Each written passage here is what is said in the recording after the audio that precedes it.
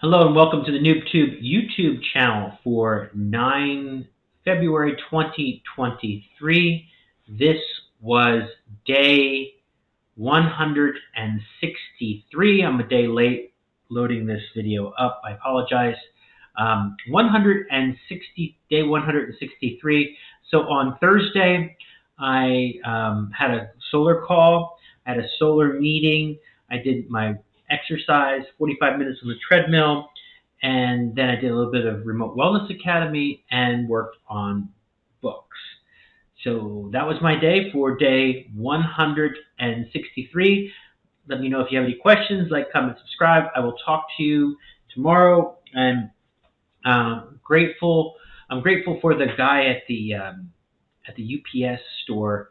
The guy at the UPS store has been really exceptionally nice. Has waived off payments for different things, and has just been really a nice guy. Just really a really good guy. So let me just leave it at that. I don't know. I won't mention who or any of the details, but he's just been a really great person. I'm really grateful for the service that I've received at that UPS store that I go to. So if you have any questions, like, comment, subscribe. I'll talk to you again tomorrow. Thanks.